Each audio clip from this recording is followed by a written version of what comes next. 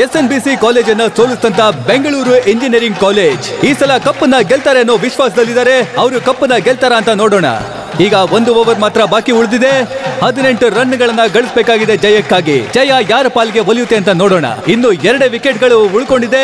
Allrounder ಆದಂತ ರಮೇಶ್ ಪ್ರಸಾದ್ ಮತ್ತು ಗವಾಸ್ಕರ್ ಈಗ ಕ್ರೀಡಾಂಗಣದ ಒಳಗಡೆಗೆ ಇಳಿದು ಬರ್ತಾ ಇದ್ದಾರೆ. ಪಂದ್ಯ ಈಗ ರೋಚಕವಾದಂತ ಘಟ್ಟವನ್ನ ತಲುಪಿದೆ. ಬನ್ನಿ, ಆರಂಭ ಆಗ್ತಾ ಇದೆ ಆಟ. ನೋಡೇ ಬಿಡೋಣ ಯಾರು ಗೆಲ್ತಾರೆ ಅಂತ. ಅಯ್ಯೋ ಹೋದ್ಲು ಲೇಖಾ ಹೋದ್ಲು. ಅಯ್ಯೋ ಹೋದ್ಲು ಲೇಖಾ ಹೋದ್ಲು. ಈ ಸ್ಟೀಫನ್ ಒಂಚೂರು ನಾಚಿಕೆನೇ ಇಲ್ವಾ? ಸ್ವಂತ ಕಾಲೇಜ್ ಸೋಲ್ತಾ ಇದ್ರು ಚಿಂತೆ ಇಲ್ಲ, ಆದ್ರೆ ಲೇಖಾ ಜೂಲಿ ಸೋಲ್ಬೇಕು. 1 ಓವರ್ ಮುಗ್ದಿದೆ. ಈಗ ಕೇವಲ 1 ಓವರ್ ಮಾತ್ರ ಬಾಕಿ ಇದೆ. ಕೊನೆ ಓವರ್ ಅನ್ನ ಬೌಲ್ ಮಾಡೋದಕ್ಕೆ ಬೆಂಗಳೂರು ಇಂಜಿನಿಯರಿಂಗ್ ಕಾಲೇಜಿನ ಬೌಲರ್ ಆದಂತ ಶ್ಯಾಮ್ ಪ್ರಸಾದ್ ಬಂದಿದ್ದಾರೆ. ಪ್ರಿನ್ಸಿಪಲ್ ಆಗಿ ಈ ಕಾಲೇಜ್ ಗ್ರೌಂಡ್ ಅಲ್ಲಿ ಎಲ್ಲೆಲ್ಲಿಂದನೋ ಬಂದಿರೋ ಈ ಕೇರಳದ ತಂಡಗಳ ಹತ್ರ ನಮ್ಮ ಹುಡುಗರು ಸೋಲೋದನ್ನ ನೋಡೋ ಅಂತ ಶಕ್ತಿ ನನಗಿಲ್ಲ. ನೀವೇ ಹಿಂಗ್ ಅನ್ಬಿಟ್ರೆ ಹೆಂಗೆ? ಇನ್ನ 1 ಓವರ್ ಇದೆಯಲ್ಲ. ನಮ್ ಟೀಮ್ ಮೇಲೆ ನನ್ಗಿರೋ ನಂಬಿಕೆ ನಿಮ್ಗೆ ಇಲ್ಲ ಅಂದ್ರೆ ಹೆಂಗೆ? ಹಿಂಗಾದ್ರೆ ಇಲ್ಲ ಕಣೋ, ಇಲ್ಲ. ಆ ಎಲ್ಲ ನಂಬಿಕೆನೂ ಹೊರಟೋಗಿದೆ. ಎಲ್ಲದಕ್ಕೆ ಏನಾದ್ರೂ ಚಾನ್ಸ್ ಇದೆಯಾ ಜೂಲಿ? ಸ್ವಲ್ಪನೂ ಚಾನ್ಸ್ ಇಲ್ಲ. ನಾವ್ ಹೊಟ್ಬಿಡೋಣ. ಎಲ್ಲಿ ಹೋಗೋದು? ಎಲ್ಲಿ ಹೋದ್ರು ಬರೀ ಅವರೇ ಇದ್ದಾರೆ. ಮರ್ಯಾದೆನೇ ಹೋಯ್ತು. ಜೂಲಿ ಸ್ಟೀಫನ್ ಹತ್ರ 16,000 ಕಟ್ಟಿದ್ರು ಪರವಾಗಿಲ್ಲ, ಯಾಕಂದ್ರೆ ಇವ್ರಪ್ಪ ಫಾರಿನ್ ಅಲ್ಲಿ ಇರೋದ್ರಿಂದ. ಆದ್ರೆ ಲೇಖಾ ಶ್ರೀಧರ್ ಹತ್ರ ಗುಂಡು ಹೊಡ್ಸ್ಕೊತೀನಿ ಅಂತ ಹೇಳಿರೋದು ನನ್ಗದೇ ತುಂಬಾ ಭಯ ಆಗ್ತಾ ಇದೆ. ಗುಂಡು ಹೊಡ್ಸ್ಕೊಳಕ್ಕೆ ರೆಡಿ ಆಗಿರು. ಅಲ್ಲಿ ನೋಡು, ಶ್ರೀಧರು ರೇಸರ್ ಹಿಡ್ಕೊಂಡು ಕಾಯ್ತಿದ್ದಾನೆ. ನಮ್ಮ ಕಾಲೇಜ್ ಯೂನಿಯನ್ ಚೇರ್ಮನ್ ತಲೆ ಗುಂಡುಡಿಯೋದೇ ಒಂದು ಮಜಾ ಕಾಣ. 4 ವಿಕೆಟ್ಗಳನ್ನ ತೆಗೆದುಕೊಂಡಂತ ಶ್ಯಾಮ್ ಸುಂದರ್ ಅವರು ಈಗ ಬೌಲಿಂಗ್ ಮಾಡ್ತಾ ಇದ್ದಾರೆ.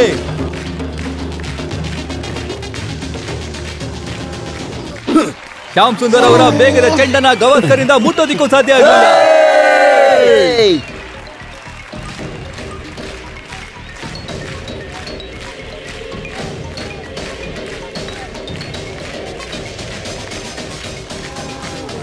ಕೊನೆಯ ಓವರ್ನ 2 ಚೆಂಡುಗಳನ್ನ ವೇಸ್ಟ್ ಮಾಡಿದ್ದಾರೆ.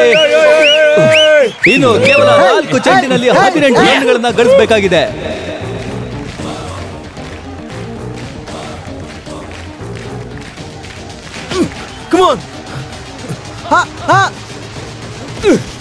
ಗವಾಸ್ಕರ್ ಈಗ ರನ್ ಔಟ್ ಆಗಿದ್ದಾರೆ. ಹೊಡೆದ್ಬಿಟ್ನಾ? ಇಲ್ಲ, ಇನ್ನೊಂದು ವಿಕೆಟ್ ಹೋಯ್ತು. ಇನ್ನು ಎಷ್ಟು ವಿಕೆಟ್ ಇದೆಯೋ? ಇನ್ನೊಂದೇ 1 ವಿಕೆಟ್. ಓ ದೇವ್ರೇ ಕಾಪಾಡಪ್ಪ. Last batsman Narendran. ಉಳಿದಿರುವಂತಹ ಕೊನೆ 3 ಚೆಂಡುಗಳಲ್ಲಿ 18 ಕ್ರೂಷಿಯಲ್ ರನ್ಗಳನ್ನ ಗಳಿಸಬೇಕಾಗಿದೆ. ಈಗ ಗೆಲ್ತೀವಿ ಜೂಲಿ.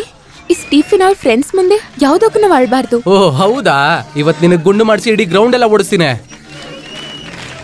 ಆ ಪ್ರಿನ್ಸಿಪಲ್ ಇವರಿಬ್ಬರನ್ನ ನಂಬಿ ಒಬ್ಬರನ್ನ ಸೆಕ್ರೆಟರಿ ಇನ್ನೊಬ್ಬರನ್ನ ಚೇರ್ಪರ್ಸನ್ ಮಾಡ್ದಾಗ್ಲಿಂದಾನೆ ಈ ಕಾಲೇಜ್ ಸರ್ವನಾಶ ಅನ್ನೋದು ಶುರುವಾಯ್ತು. ಏನಮ್ಮ ಜೂಲಿ, 16,000 ಇಟ್ಕೊಂಡಿದ್ಯಾ? 84 ರನ್ಗಳನ್ನ ಗಳಿಸಿ ಕ್ರೀಸ್ ನಲ್ಲಿ ಔಟ್ ಆಗದೆ ಹಾಗೆ ಅಂಟ್ಕೊಂಡು ನಿಂತಿರುವಂತ ರಮೇಶ್ ಪ್ರಸಾದ್ ಈಗ ಬ್ಯಾಟಿಂಗ್ ಅನ್ನ ಆಡ್ತಾ ಇದ್ದಾರೆ. ತಂಡವನ್ನ ಗೆಲ್ಲಿಸ್ತಾರ ನೋಡೋಣ. ಲೇ ತಮ್ಮ ರಮೇಶ, ಹೆಂಗಾದ್ರೂ ಮಾಡಿ ಫಾದರ್ ಮರ್ಯಾದೆನ ಕಾಪಾಡ್ತೀಯ ಅಲ್ವೇನೋ? ಕಾಪಾಡ್ತಾನೆ ಅಲ್ವಾ? ಇಲ್ಲ ಫಾದರ್, ಆಲ್ರೆಡಿ ಹೋಯ್ತು ಅಂತಿದ್ಯಾ?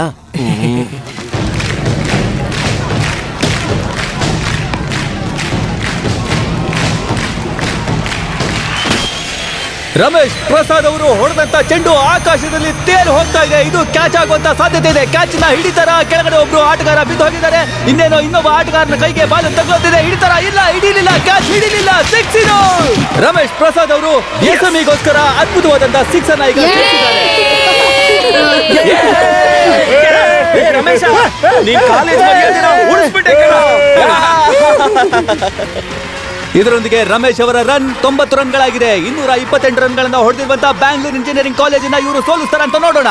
2 ಬಾಲಿಗೆ 12 ರನ್ಗಳು ಬೇಕು. ಏ ರಮೇಶು, ನಿನ್ನೆ ನಂಬಿದೀವಿ ಕಣ, ಹೆಂಗಾದ್ರೂ ಮಾಡಿ ಗೆಲ್ಲಿಸ್ಬಿಡ.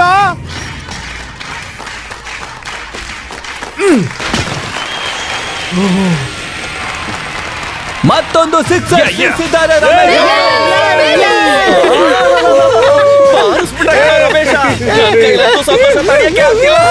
222 ರನ್ಗಳನ್ನ ಹೊಡೆದಿರುವಂತಹ ಎಸ್ಎಂಇ ಕಾಲೇಜಿಗೆ ಕೇವಲ 6 ರನ್ಗಳ ಅಗತ್ಯವಿದೆ. ಕೇವಲ 6 ರನ್ಗಳು.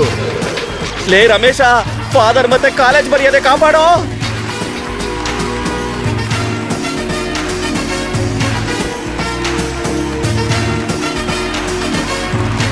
ನಿರ್ಣಾಯಕವಾದಂತಹ ಈ ಚೆಂಡಿನ ಮೇಲೆ ಎಲ್ಲರ ಕಣ್ಣುಗಳು ರಮೇಶ್ ಪ್ರಸಾದ್ ನ ಮೇಲಿದೆ. ಅಗತ್ಯವಿರುವ 6 ರನ್ಗಳನ್ನ ಹೊಡೆದು ರಮೇಶ್ ಪ್ರಸಾದ್ ಅವರು ಎಸ್ಎಂಇ ಕಾಲೇಜಿನ ಗೆಲ್ಲಿಸ್ತಾರ ಅಂತ ನೋಡೋಣ.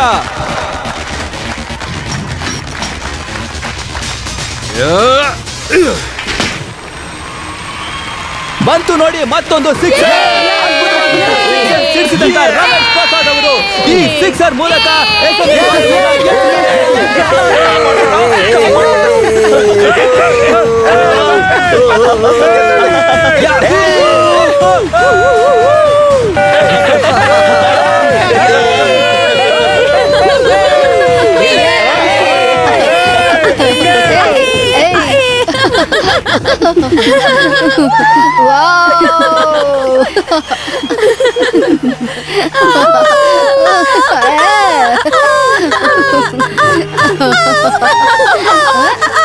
ಇದಕ್ಕಿನ ಸಾಯೋದೇ ವಾಸಿ ಕಾಣಿಸ್ತು. ಇನ್ಮೇಲೆ ಕಾಲೇಜ್ಗೆ ಬರಲ್ಲ. ಸಂತೋಷದಿಂದ ಹೆಂಗು ಕುಣಿತಾ ಇದಾರೆ ನೋಡು ಅವ್ರುಗಳು. ನೋಡ್ತಾ ಇರು, ಒದ್ದಾಡೋ ತರ ಮಾಡ್ತೀನಿ. ನಿನ್ ಮೇಲೆ ಹಣ ಇಟ್ಟು ಹೇಳ್ತಾ ಇದ್ದೀನಿ. ಅದಾದ್ಮೇಲೆ ನಾನು ಈ ಕಾಲೇಜ್ ಒಳಗಡೆ ಕಾಲಿಡೋದು. ಗ್ರೌಂಡ್ ಬಂದು ಆಡು ಅಂತಂದ್ರೆ ಇಲ್ಲಿ ಬಂದು ಆಟ ಆಡ್ತಾವನೆ. ಕಿಂಡಲ್ ಮಾಡ್ಬೇಡ ಮಗ, ನಾನ್ ಗ್ರೌಂಡಿಗೆ ಬರ್ಲಿಲ್ಲ ಅಂದ್ರೆ ನಿನ್ ಗೆಲ್ತೀಯ ಅಂತ ಗೊತ್ತು.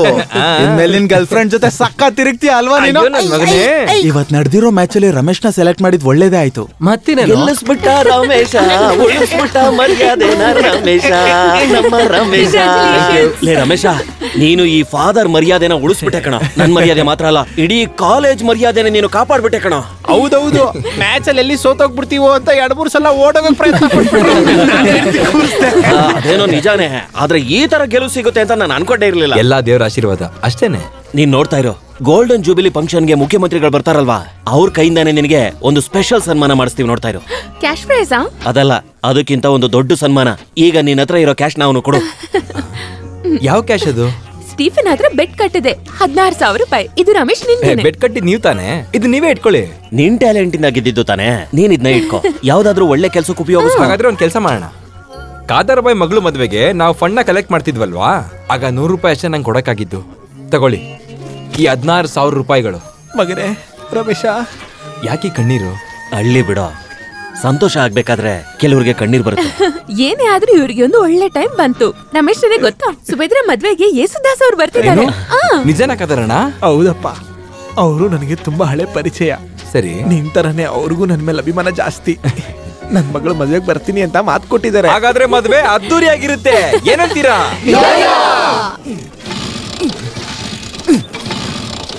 ಅಲ್ಲಿ ನೋಡ್ರಿ, ರಮೇಶ್ಗಿನ್ನ ಸ್ಕೂಟರ್ಗೆ ವಯಸ್ಸು ಜಾಸ್ತಿ ಆದಂಗಿದೆ. ಓಲ್ಡ್ ಇಸ್ ಗುಡ್ ಅಲ್ವಾ ರಮೇಶ? ಸ್ವಲ್ಪ ಸುಮ್ಮನೆ ಇರಕ್ಕೆ ಏನ್ ತಗೊಂತೀರಾ? ಅಯ್ಯೋ, ಈ ಹಳೆ ಗಾಡಿ ಮಾರ್ಬಿಟ್ಟು ಹೊಸ ಗಾಡಿ ತಗೋಬೇಕಲ್ವಾ ರಮೇಶ್? ಅದಕ್ಕೆ ಇಂಜಿನ್ ಬೇಕಲ್ವಾ? ಇಂಜಿನ್ ಜೊತೆ ತಾನೇ ಗಾಡಿ ಕೊಡ್ತಾರೆ. ನೋಡ್, ನೀನ್ ತಮಾಷೆ ಮಾಡ್ಬೇಡ. ತಗೊಳಕ್ಕೆ ದುಡ್ಡಿಲ್ಲ ಅಂತ ನಾನು ಹೇಳಿದ್ದು. ಆಹಾ, ಇಷ್ಟ್ ಕಷ್ಟದಲ್ಲಿ ನೀನಿರುವಾಗ 16,000 ರೂಪಾಯಿನ ನೀನ್ ಡೊನೇಟ್ ಮಾಡಿದ್ದೆ ಅಲ್ವಾ? ಅದು ಬೆಡ್ ಕಟ್ಟಿದ್ ಕಾಸಲ್ವಾ? ಸ್ವಂತವಾಗಿ ದುಡ್ದಿದ್ರೆ ಎಲ್ಲ ತಗೊಂಡಿದ್ದೆ. ಅದೇ ಅಲ್ವಾ ನ್ಯಾಯ? ಅಯ್ಯೋ, ಹೋಗಿ ಸ್ಟಾರ್ಟ್ ಮಾಡ್ಲಾ? ಬೇಕಿದ್ರೆ ಹತ್ಕೋ, ನಾನ್ ಬಿಡ್ತೀನಿ. ಚೆನ್ನಾಗ್ ಹೇಳ್ದೆ. ಅವಾಗ ತಾನೇ ಫಾದರ್ ನನ್ ಕಾಲರ್ ಹಿಡ್ಕೊಂಡು ಕೇಳಕ್ಕಾಗಲ್ಲ. ಏನೋ ರಮೇಶ, ಇವತ್ ಬಶೀರ ಪಾರ್ಟಿ ಕೊಡಿಸ್ತಾನಂತೆ. ನಾವೆಲ್ಲ ಎಷ್ಟ್ ಗಂಟೆಗೆ ಹೋಗೋದು? ನಾನ್ ಬರಲ್ಲ, ಈಗಾಗ್ಲೇ ಲೇಟ್ ಆಗಿದೆ. ನಾನು ಬಸ್ ಸ್ಟಾಪ್ ಇಂದ ಒಬ್ಬರನ್ನ ಪಿಕ್ ಮಾಡ್ಬೇಕು. ಯಾರು? ಬಾಯ್ ಫ್ರೆಂಡಾ ಗರ್ಲ್ ಫ್ರೆಂಡಾ? Girl friend. ಕೊನೆಗೂ ಸ್ಟಾರ್ಟ್ ಆಯ್ತು. ಬರ್ಲಾ? ಟಾಟಾ ಟಾಟಾ.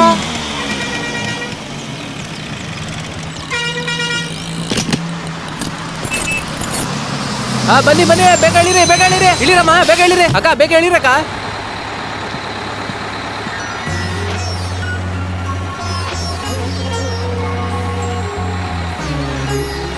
ಯಾಕಮ್ಮ ಲೇಟ್ ಆಯ್ತು? ಲೇಟಾ? ತುಂಬಾ ಹೊತ್ತಾಯ್ತು. ಇವಾಗ ತಾನೇ ಬಂದೆ ನಾನು.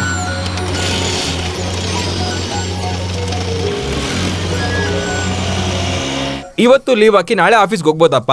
ನಾನು ಎಸತಿ ಹೇಳದ್ ನಿಂಗೆ. ಇವತ್ ನಾನು ಜಾಯಿನ್ ಆಗಿಲ್ಲ ಅಂದ್ರೆ ಆ ಮೆಮೊ ನನಗ್ ಸಿಗ್ತಾ ಇರ್ಲಿಲ್ಲ. ಕ್ರಿಕೆಟ್ ಮ್ಯಾಚ್ ಅಲ್ಲಿ ಅಮ್ಮ ನನ್ನ ಪರ್ಫಾರ್ಮೆನ್ಸ್ ನೋಡೋದಕ್ಕೆ ನೀನ್ ಅಲ್ಲಿ ಇರ್ಬೇಕಿತ್ತಮ್ಮ. ನಾನ್ ನೋಡಿದ್ನಲ್ಲ. ನೋಡಿದ್ರಾ? ಎಲ್ಲಿ? ನೋಡು, ಹೀಗೆ ನಾನು ನಿಧಾನ ಕಣ್ ಮುಚ್ಕೊಂಡು ಸ್ಟೇಡಿಯಂನ ಮನ್ಸಲ್ಲೇ ನೆನ್ಸ್ಕೊಂಡೆ. ಅವಾಗ ನಾನ್ ನೋಡ್ದೆ, ನನ್ ಮಗ ಬ್ಯಾಟ್ ಹಿಡ್ಕೊಂಡು ಸಿಕ್ಸರ್ ಮೇಲೆ ಸಿಕ್ಸರ್ ಹೊಡಿತಿದ್ದ. ಸುಳ್ಳೇಳ್ಬೇಡಮ್ಮ ನೀನು. ಸತ್ಯನೇ ಹೇಳ್ತಿದ್ದೀನಿ. ಹಾಗಾದ್ರೆ ನಾನು ನಿನ್ನ ನೋಡ್ದೆ. ಏಯ್, ಎಲ್ಲಿ? ಗವಾಸ್ಕರ್ ಬಶೀರ್ ರನ್ಔಟ್ ಆದಾಗ ನನ್ ಮನ್ಸಿಗೆ ಒಂದ್ ಅನ್ನಿಸ್ತು. ಅವಾಗ ಕಣ್ ಮುಚ್ಕೊಂಡ್ ನಾನು ನಿನ್ನ ನೆನ್ಸ್ಕೊಂಡೆ. ಕಣ್ ಬಿಟ್ಟಾಗ ಅಮ್ಮ ನಿನ್ ಮುಂದೆನೆ ನಿಂತಿದ್ದೆ. ಆಮೇಲೆ ಎರಡೂ ಕೈನ ಗಟ್ಟಿ ಹಿಡ್ಕೊಂಡು ತಿರುಗಿ ಬೀಸ್ತೆ ನೋಡು.